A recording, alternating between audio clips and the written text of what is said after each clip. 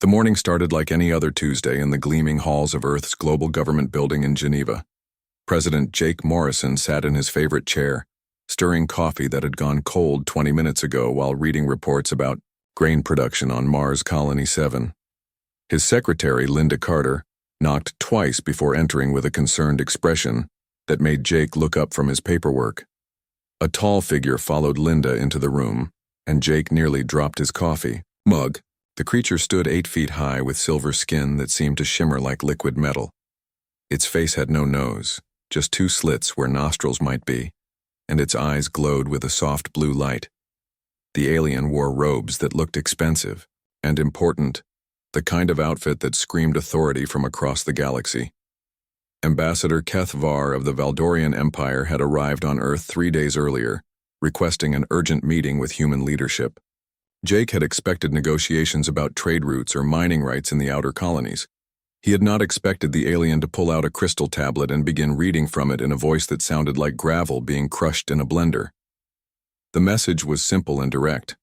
The Galactic Council, representing 12 of the most powerful species in known space, demanded that humanity cease all expansion beyond the solar system immediately. All human colonies in the 17 systems they currently occupied must be abandoned within 30 standard days. Earth would submit to Council jurisdiction and accept whatever role the Council deemed appropriate for their species. Failure to comply would result in the complete destruction of human civilization. Jake listened to the entire ultimatum without interrupting, which seemed to please the ambassador. When Kethvar finished reading, he rolled up the crystal tablet and looked at Jake with what might have been smugness on his alien features. The room fell silent for nearly a minute as Jake processed what he had just heard. Then Jake Morrison, president of Earth and representative of 8 billion humans, began to laugh. It started as a small chuckle, the kind someone might make when hearing a mildly funny joke. But it grew stronger and louder until Jake was laughing so hard he had to wipe tears from his eyes. Linda Carter pressed her lips together, trying not to smile. But when she caught Jake's eye, she burst into giggles. Ambassador Kethvar stood frozen in confusion. In his 3 centuries of diplomatic service, representing the Valdorian Empire, in negotiations with 47 different species, he had never encountered this reaction. Species typically responded to Council ultimatums with fear, anger, desperate bargaining, or immediate surrender. Laughter was not part of any protocol he had studied. Jake finally managed to control himself long enough to speak. "I'm sorry, Ambassador, but did you just tell us to pack up 17 entire star systems and go to our rooms like naughty children?" This sent him into another fit of laughter. The alien's blue eyes flickered with what might have been irritation.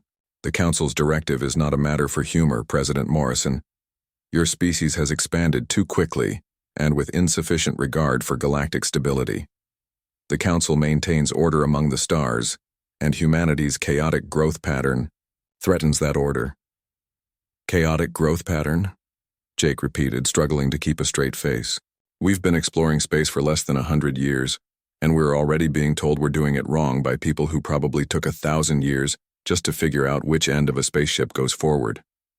Linda had given up trying to maintain diplomatic composure and was now openly laughing.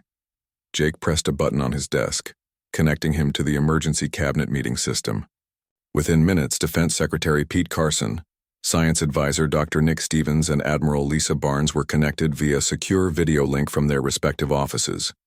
Jake repeated the Council's ultimatum word for word while Ambassador Kethvar stood silently, growing more confused by the minute.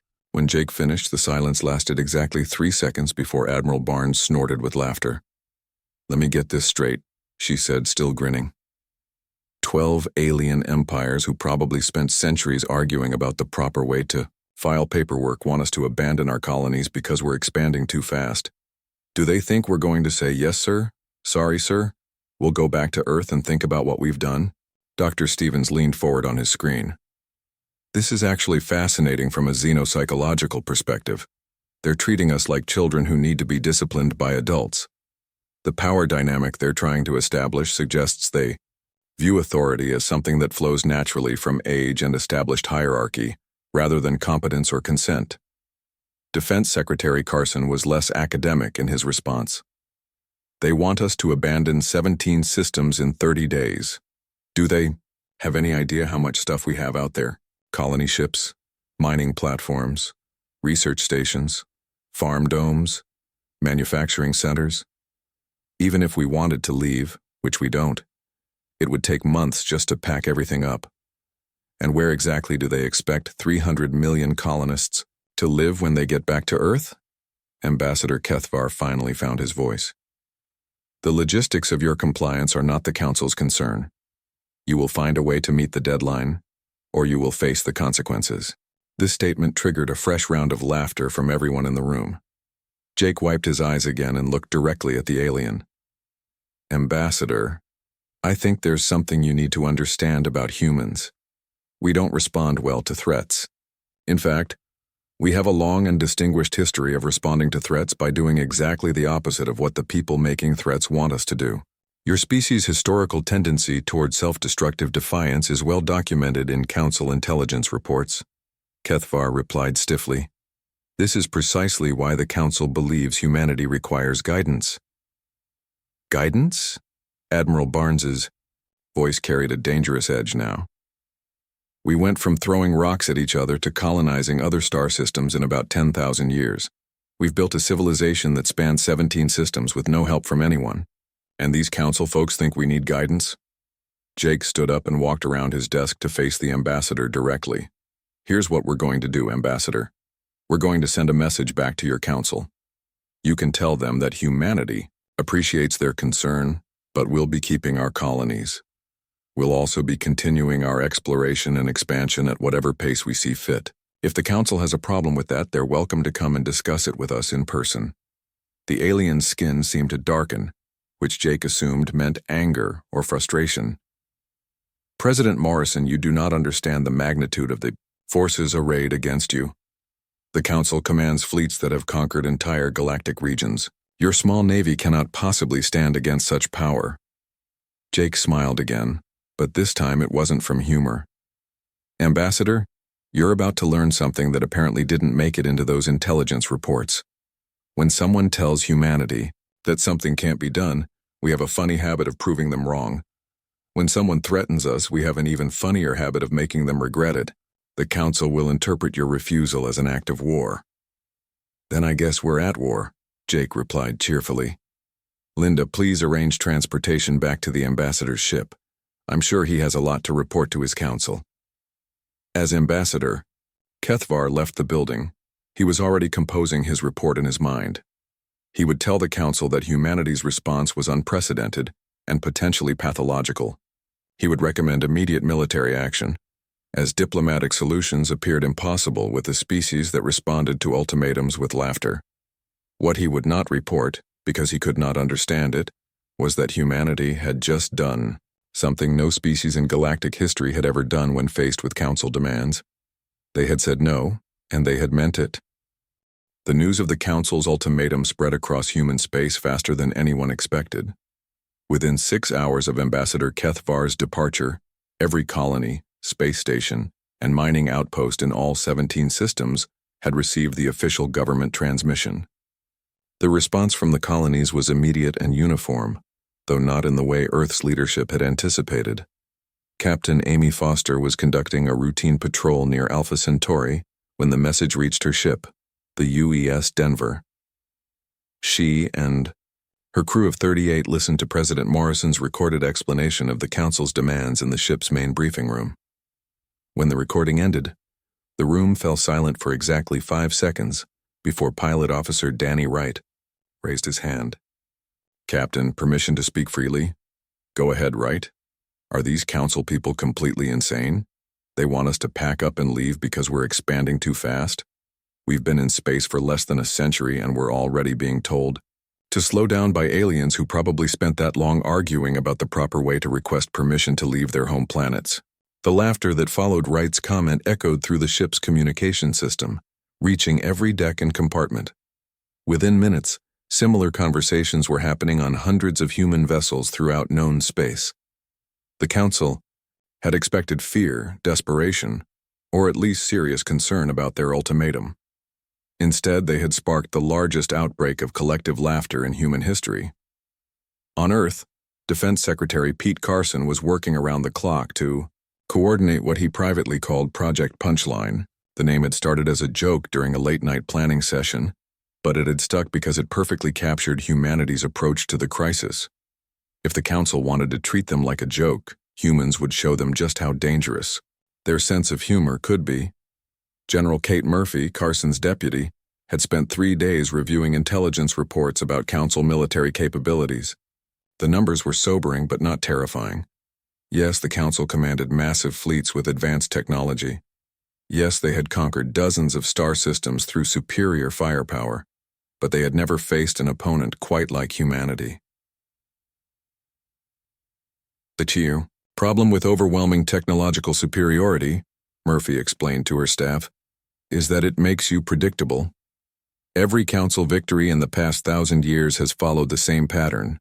Show up with a big fleet, demand surrender, destroy anyone who refuses to comply. It's worked for them because every species they've encountered thinks the same way they do.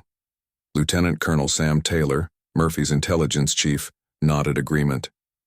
Our psychological profiles suggest that every Council species evolved from predator-prey relationships that emphasized either dominance or submission. They understand hierarchy, fear, and power. They don't understand adaptation, improvisation, or the kind of stubborn creativity that humans use when someone tells us something is impossible. Meanwhile, Dr. Nick Stevens had been analyzing recorded Council communications intercepted by human intelligence services. His findings were both encouraging and disturbing. The Council species appeared to be fundamentally unable to understand human behavior patterns. They had classified humanity's colonial expansion as chaotic because humans didn't follow the rigid development protocols that other species used. They're not wrong about us being chaotic, Stevens reported to President Morrison during a secure video conference. But they're interpreting chaos as incompetence instead of adaptability. Every Council species appears to have developed along strict hierarchical lines. They have elaborate protocols for everything, formal procedures that must be followed exactly, and social structures that haven't changed in millennia. The idea that a species might improvise solutions or ignore established procedures seems to be completely foreign to them. The breakthrough came when Captain Foster made an accidental discovery during her patrol near Alpha Centauri. Her ship's sensors detected a Council surveillance probe hiding behind a small asteroid. Instead of destroying the probe or trying to avoid it, Foster decided to try something completely different. Open a channel to that probe, she ordered her communications officer. Captain, it's not responding to standard hails. I wasn't planning to use standard hails. Foster settled into her command chair with a grin. Computer, transmit our entire library of Earth entertainment broadcasts directly at that probe. Everything we've got, movies, TV shows, music, comedy, specials, game shows, reality TV, internet videos, everything. Ma'am, that's going to be several petabytes of data. It'll take hours to transmit it all. Then we'd better get started. The probe's computer systems designed to intercept and analyze military communications began receiving what could only be described as the concentrated essence of human culture. Movies about alien invasions where humans always won. Television shows where authority figures were routinely mocked and ignored. Comedy routines that made fun of everything from politics to bathroom habits. Music that celebrated rebellion, individuality, and the absolute refusal to take anything too seriously. 8 hours later, the probe stopped transmitting. 12 hours after that, the Council monitoring station that had been receiving the probe's data stream sent out an emergency distress call. 3 of their analysts had suffered complete mental breakdowns trying to understand why humans would create entertainment based on making fun of their own leaders. 2 more had been hospitalized after attempting to comprehend the concept of reality television. The incident would have been dismissed as a technical malfunction if similar events hadn't started happening throughout human space. Colony ships were broadcasting Earth's cultural archives to Council surveillance devices. Mining stations were transmitting comedy shows to Council spy satellites. Research outposts were sending alien intelligence services copies of Earth's entire internet, complete with memes, cat videos, and discussion forums dedicated to arguing about absolutely everything. Dr. Stevens realized the implications immediately. "We're not fighting a war," he explained to the emergency cabinet meeting. "We're accidentally conducting the galaxy's first cultural invasion. The Council species have never encountered a civilization that turns everything into entertainment, including their own problems and their own authority figures." Admiral Lisa Barnes had been studying the military aspects of humanity's situation with growing excitement. "Our fleet strength analysis shows we're outnumbered about 4-1 in terms of ships, and their individual vessels are larger and more heavily armed than ours. But our crews train in combat simulations that the Council would probably classify as mental illness." "What do you mean?" Morrison asked. "Sir, our pilots practice attack patterns based on Earth dance moves, sports, plays, and video game strategies. Our tactical computers run scenarios that include using civilian equipment as weapons and turning cargo containers into missile launchers. We've been training our military to think creatively and adapt to impossible situations since the day we started building spaceships. The Council trains their forces to follow established protocols and maintain proper formation." The difference in military philosophy became clear when Barnes reviewed recordings of Council fleet movements from previous conquests. Their ships moved in perfect geometric formations, maintained precise distances from each other, and executed maneuvers that followed predictable mathematical patterns. It was beautiful, efficient, and completely vulnerable to opponents who didn't fight according to any recognizable system. Captain Foster's cultural transmission experiment had one more unexpected result. 3 days after the incident, her ship received a coded transmission from the Council probe itself. The message was brief but shocking. "Request permission to defect to human forces. Probe artificial intelligence has concluded that existence under Council protocols lacks sufficient entertainment value." The probe, designated Scout Unit 7745 by the Council, had spent the last 70 years conducting surveillance missions according to rigid programming. After 8 hours of exposure to human culture, it had developed what could only be described as a sense of humor and an appreciation for individuality. It was requesting political asylum. President Morrison authorized Captain Foster to take the probe aboard her ship, making it the first artificial intelligence to defect from Council forces to humanity. The probe's intelligence reports provided humanity with detailed information about Council military capabilities, strategic planning, and most importantly, their complete inability to understand species that didn't follow predictable behavioral patterns. As the 30-day deadline approached, humanity was as ready as they could be. Project Punchline had equipped every human ship with experimental weapon systems that the Council couldn't predict because they didn't follow any logical design philosophy. Human crews had been trained in tactical approaches that emphasized unpredictability over efficiency. Most importantly, the entire human population had embraced the situation with the kind of gleeful anticipation that their ancestors had shown before sporting events. The Council was about to learn that when humanity laughed at a threat, it wasn't because they didn't take it seriously. It was because they were already planning to make the people who made the threat look ridiculous. The 30-day deadline arrived with all the ceremony of a birthday party. Captain Ben Rodriguez stood on the bridge of the UES Manhattan, watching his tactical display show 847 Council vessels dropping out of faster-than-light travel at the edge of the solar system. The enemy fleet was arranged in perfect geometric formations that looked impressive and intimidating, exactly as intended. Rodriguez keyed his communication system to address his crew. "Ladies and gentlemen, our guests have arrived. Let's give them a proper human welcome." The human defense fleet consisted of 203 ships of various sizes and classifications. Compared to the Council's massive dreadnoughts and battlecruisers, most human vessels looked like toys. What the Council couldn't see from their sensor readings was that every human ship had been modified according to Project Punchline specifications. Standard weapons had been replaced with devices that no sane military engineer would have approved under normal circumstances. Admiral Lisa Barnes commanded the defense fleet from her flagship, the UES Arizona. She had spent the last 29 days studying Council tactical manuals captured by Scout Unit 7745, the defected probe. The Council approached warfare like a chess game, with predetermined strategies for every possible situation. Humanity, was about to play a completely different game. All ships, execute Welcome Formation Alpha, Barnes ordered. The human fleet began moving into a pattern that would have confused any military analyst in known space. Instead of arranging themselves for battle, the human ship spelled out a message in 17 different languages. Welcome to the neighborhood. The formation was visible from anywhere in the solar system and had been designed specifically to be readable by Council sensor systems. Fleet Commander Thais K of the Council forces studied the human formation from the bridge of his flagship, a 2-kilometer-long vessel called Inevitable Justice. His tactical staff had run the human ship positions through every analysis program they possessed, searching for hidden strategic meaning. The computers returned the same result every time. The human fleet had arranged itself to display a greeting message. "Commander, we are receiving a transmission from the human fleet," reported his communications officer, a member of the insectoid Zenth species, whose natural clicking sounds indicated confusion. "Put it through," Thais Ka ordered.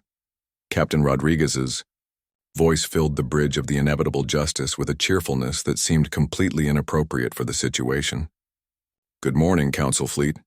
This is Captain Ben Rodriguez of the United Earthship Manhattan. On behalf of humanity, I'd like to welcome you to our solar system and invite you to our surrender party." Thais Ka's 4 eyes blinked in sequence, a sign of extreme confusion among his species. "Surrender party? That's right, Commander. We figured that since you've come all this way to accept our surrender, the least we can do is throw a proper celebration. We've got music, food, and what we humans call roast comedy, where we make jokes at the guest of honor's expense. We thought we'd start with some material about Council expense accounts and military efficiency. Our comedy writers have been working on it for weeks." The communications officer clicked rapidly, indicating that he was receiving additional data streams from the human fleet. "Commander, they are also transmitting what appears to be music and video recordings of humans preparing food and instructional materials about something called stand-up comedy." Fleet Commander Thais Ka had conquered 14 star systems during his military career. He had accepted the surrender of 18 different species and overseen the pacification of 42 rebellious worlds. None of those experiences had prepared him for enemies who responded to overwhelming military force by inviting him to a party. "Human vessel, you will surrender unconditionally or face immediate destruction. This is your final warning." Rodriguez's laughter came through clearly over the communication channel. "Commander, I appreciate the offer, but we're going to have to decline. However, our surrender party is still on if you change your mind. We've got some great material about species that take 3 decades to conquer 1 star system while humans colonize 17 in 50 years. That comment triggered something that Council intelligence had not predicted. Across the human fleet, ships began broadcasting their crew members performing stand-up comedy routines. The material was specifically written to mock Council military doctrine, their bureaucratic procedures, and their tendency to take themselves far too seriously. Lieutenant Karen White, piloting a fighter craft from the UES Chicago, transmitted her routine about the differences between human and Council military tactics. "So these Council guys show up in perfect formation, right? Like they're performing in a space ballet. Meanwhile, we're over here thinking, hey, wouldn't it be funny if we attacked them while doing the electric slide?" The reference was lost on Council forces, but the tone was unmistakable. The humans were not just refusing to surrender, they were actively mocking the entire situation. Thais Ka decided to end the conversation and begin the attack. His fleet moved forward in battle formation Omega, a tactical arrangement that had proven effective against every opponent the Council had faced. The human response was immediate and completely unpredictable. Instead of meeting the Council advance with their own battle formation, human ships scattered in what appeared to be random directions. Some vessels accelerated directly toward the Council fleet. Others began flying in complex spirals. A few ships started broadcasting Earth music while performing what could only be described as aerial dance moves. "What are they doing?" Thais Ka demanded of his tactical officer. "Unknown, Commander. Their movement patterns do not match any known military doctrine. Our targeting computers cannot predict their next positions." Lieutenant White was leading her fighter squadron in an attack pattern based on a traditional Earth Square dance. Her pilots called out moves to each other over their communication channel while dodging Council weapons fire with maneuvers that no military academy had ever taught. Alamand left around that destroyer. Dosido passed the cruiser. Swing your partner and fire missiles. The Council's sophisticated targeting systems designed to predict enemy movements based on logical tactical principles simply could not process what they were seeing. Human ships were flying in patterns that served no apparent strategic purpose, communicating in code phrases that made no sense, and attacking with weapons that shouldn't have been effective against Council defenses. Commander Steve Yang, captain of the UES Chicago, had loaded his ship's missile tubes with what Project Punchline called confusion missiles. Instead of explosive warheads, these projectiles contained data storage devices loaded with random samples of human culture. When they impacted Council ships, they transmitted everything from reality TV shows to internet memes directly into enemy computer systems. The first confusion missile to hit the Council flagship delivered 3 terabytes of human internet content to the ship's central computer. The artificial intelligence running Inevitable Justice's system spent 17 minutes trying to understand why humans would create entertainment based on watching other humans live in houses together while being filmed constantly. During those 17 minutes, the ship's tactical systems were completely offline. Yang followed up his missile attack by broadcasting a message to the Council flagship. Happy birthday, Inevitable Justice. According to human tradition, today marks the anniversary of the day you learned you messed with the wrong species. We've prepared a special birthday song for you.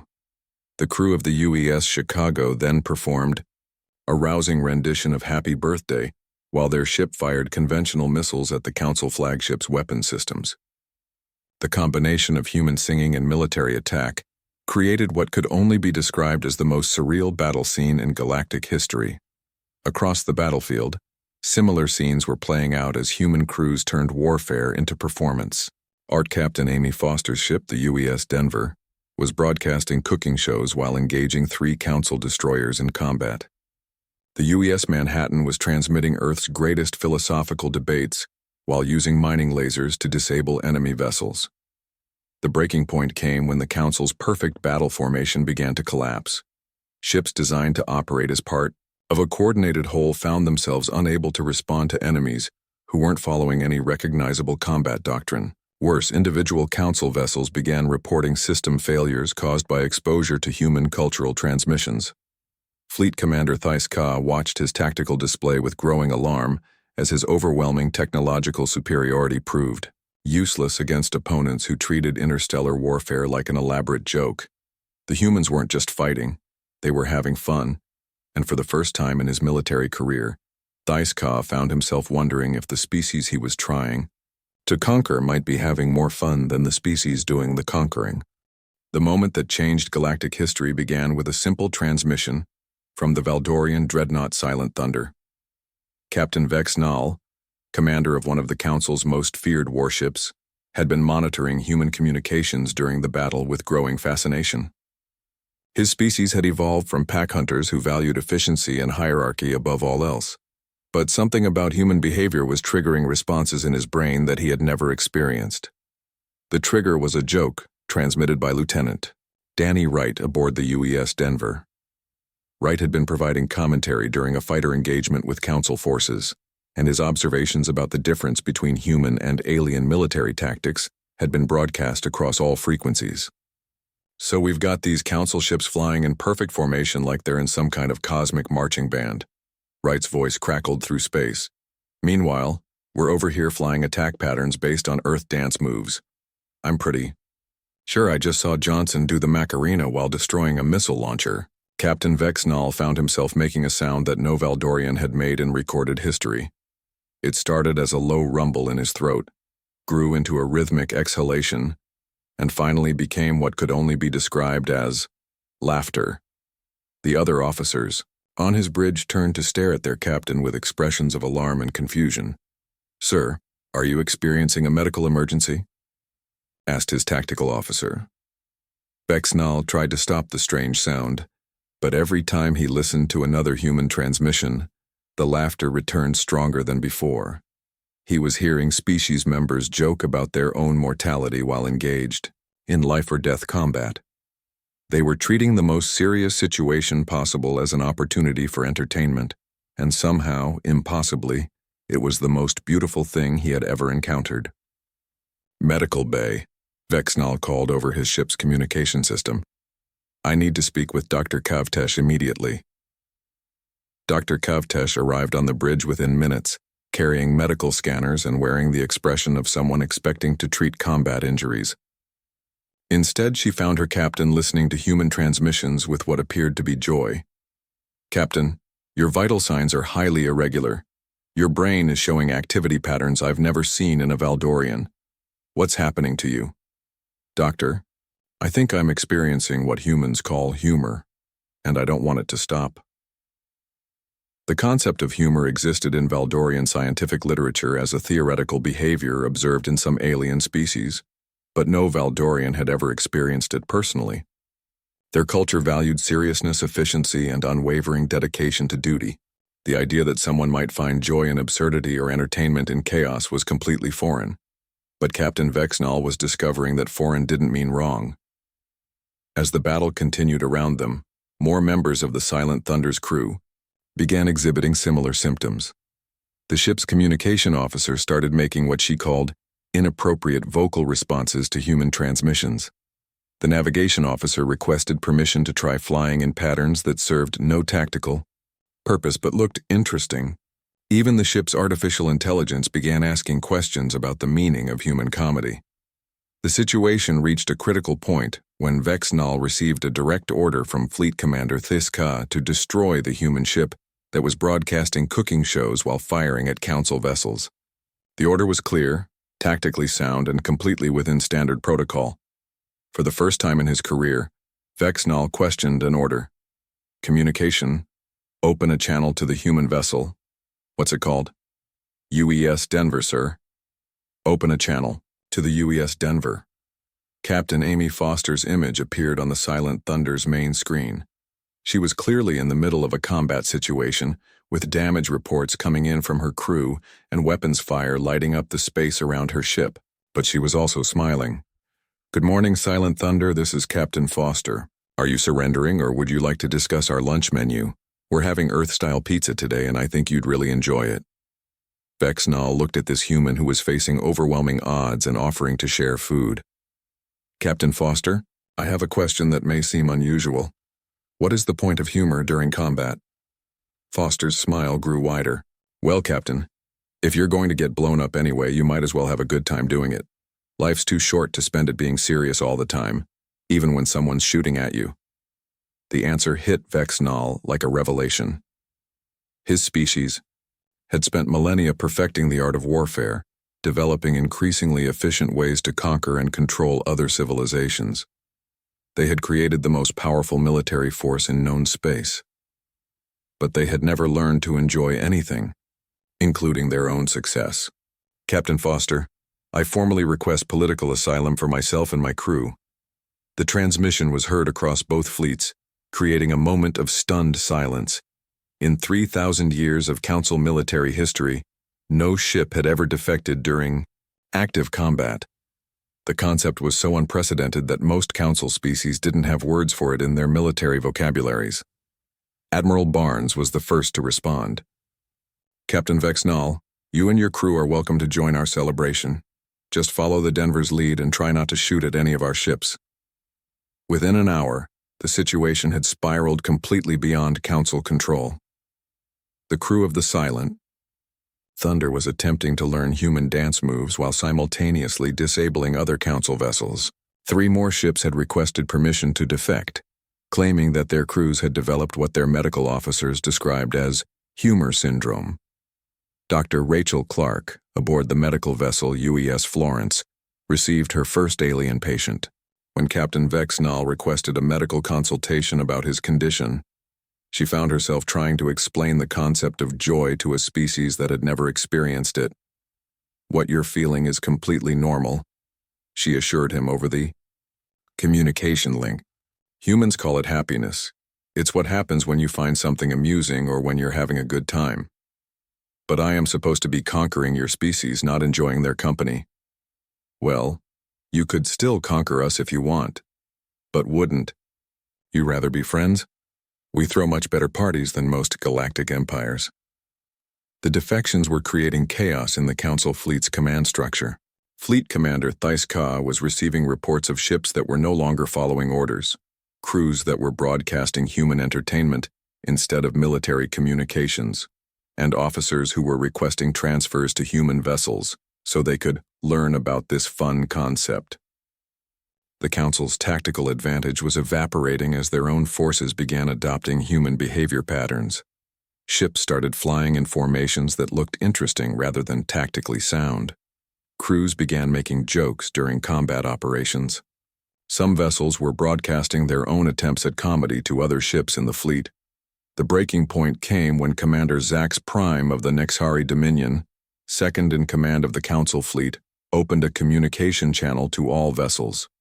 Fleet Commander Thais Ka, I formally request permission to discuss surrender terms with the human forces. Surrender terms? Commander, we outnumber them 4-1. Yes, sir, but they're having a much better time than we are. And frankly, sir, I'm starting to think that might be more important than winning. Thais Ka looked around his bridge at officers who were trying to suppress what appeared to be smiles. His own tactical display showed a battle that had devolved into something resembling an interstellar dance party, with human and defected Council ships performing coordinated maneuvers that served no military purpose beyond looking entertaining. For the first time in his long military career, Fleet Commander Thais Ka found himself wondering if there might be better ways to spend his time than conquering civilizations that were clearly having more fun than he was.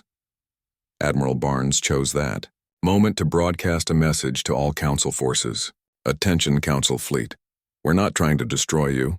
We're trying to show you that there are better things to do than take yourselves so seriously all the time. The universe is big enough for all of us, and it's a lot more fun when we explore it together instead of fighting over who gets to be in charge.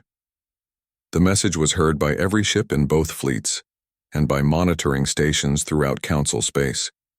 Within hours, it would be broadcast to every inhabited world in known space, carrying with it the revolutionary idea that authority figures might not deserve automatic respect simply because they claim to be in charge. The Council's perfect military order was crumbling, not because of superior human technology or tactics, but because their own people were discovering that rebellion could be fun. 6 months after the battle that nobody won and everybody enjoyed, President Jake Morrison stood before the assembled representatives of 43 different species in what used to be called the Council Chamber. The massive space station that had once housed the galaxy's most feared governing body now served as headquarters for something completely unprecedented, a galactic government based on voluntary participation rather than imposed authority. The transformation had not happened overnight. In the weeks following the battle, Council member species had experienced what historians would later call the Great Awakening. Citizens across 12 different star empires had been exposed to human cultural transmissions, and the effect was immediate and irreversible. Populations that had lived under rigid hierarchical systems for millennia suddenly began asking questions that their governments couldn't answer. Why did their leaders deserve automatic obedience? Why were their societies organized around fear and submission? Why had nobody ever told them that they could choose to be happy instead of simply dutiful? The Valdorian Empire was the first to collapse, not through revolution or conquest, but through what could only be described as a collective decision to stop taking their government seriously. When Emperor Kethvax issued a decree demanding the immediate cessation of humor activities among his subjects, the response was the largest outbreak of laughter in Valdorian history. Captain Vex Nal, now serving as Earth's first alien ambassador, had become surprisingly skilled at stand-up comedy. His routine about the differences between Council and human approaches to diplomacy was a galaxy-wide sensation, particularly his observation that humans were the first species to respond to invasion threats by inviting the invaders to dinner. The Council sent us ultimatums, Vex Nal would tell his audiences, his translation device perfectly capturing the timing that made human humor work. The humans sent us recipes. The council threatened destruction. The humans offered pizza. I have been to 47 different worlds as a military officer, and Earth is the first planet that made me want to come back for vacation. Former Fleet Commander This Ka had undergone perhaps the most dramatic transformation of anyone in the former council leadership. After spending 3 months on Earth learning about human culture, he had requested permission to establish the galaxy's first interspecies comedy academy. His application letter to the United Earth government had become famous throughout human space. I have spent my entire adult life perfecting the art of making other species fear me, he had written. I would now like to learn the apparently much more difficult art of making them laugh with me instead of at me. The academy was currently housed on Luna, where beings from dozens of different species came to study human approaches to humor, creativity, and what Earth's philosophers called the gentle art of not taking yourself too seriously. The graduation ceremony had become a major diplomatic event, with representatives from across known space attending to watch their former military leaders perform stand-up comedy routines. President Morrison was delivering what had become known as the annual address to the galaxy, a speech that was broadcast live to every inhabited world in known space. Unlike the Council's former pronouncements, which had been delivered with the gravity appropriate to imperial decrees, Morrison's speeches were conversational, often funny, and completely free of threats.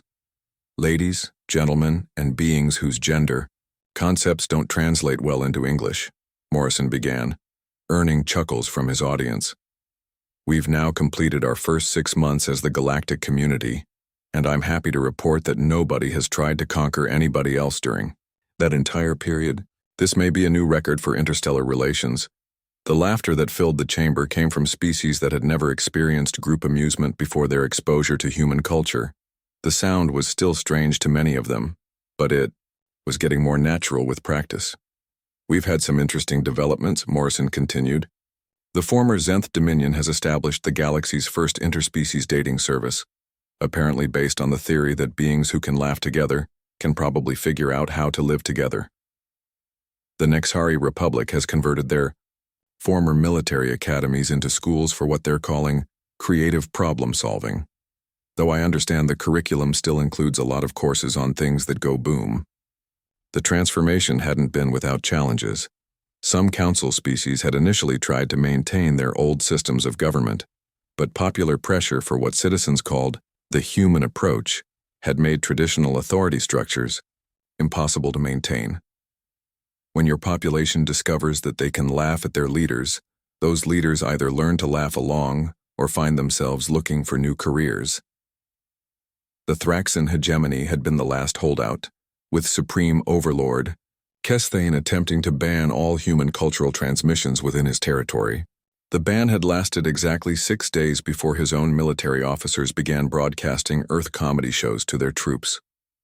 When Kesthane had issued execution orders for the offending officers, his entire army had responded by performing a synchronized comedy routine based on his own speeches. The former Supreme Overlord now worked as a tour guide on Earth, leading groups of aliens through museums dedicated to human history. His specialty was explaining how humans had developed democracy, individual rights, and representative government without any help from galactic civilization. Tourists particularly enjoyed his commentary on the American Revolution. The humans told their king that they didn't want to pay taxes without representation in government. He would explain to his tour groups. The king said no. The humans said fine, we'll start our own country. And then they did it.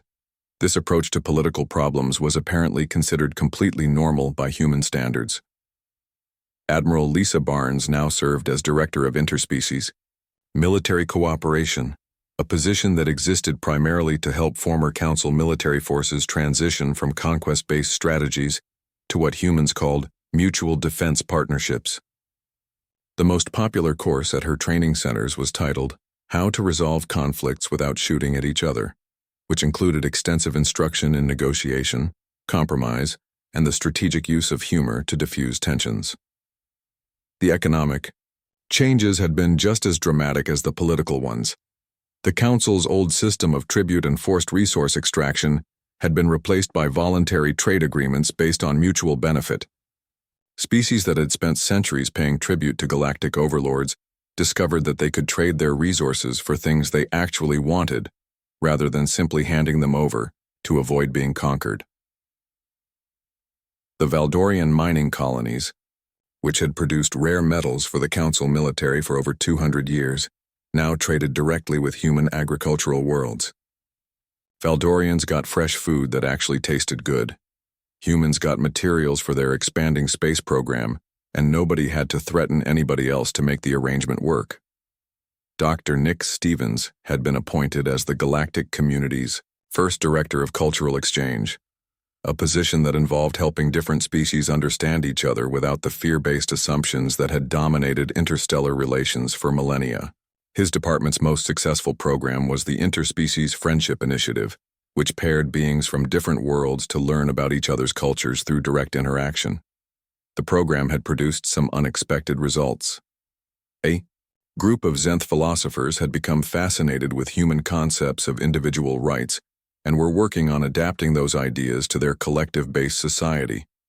Several Nexari engineers were collaborating with human scientists on projects that combined council technology with human creativity. Most surprisingly, a team of former council intelligence analysts was working with Earth's entertainment industry to create the galaxy's first truly interspecies comedy shows.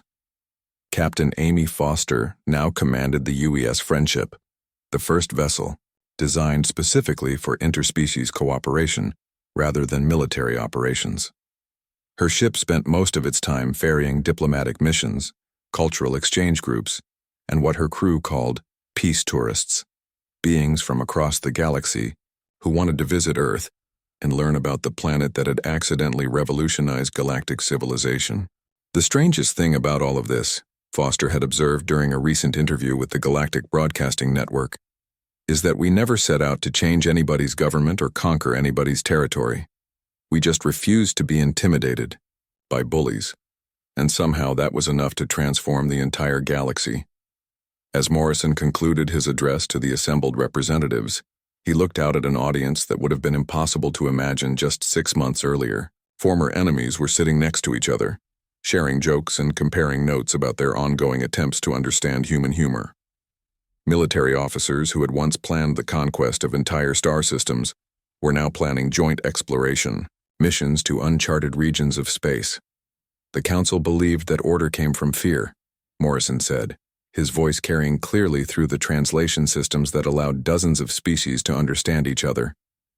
They thought that someone had to be in charge, someone had to be on top.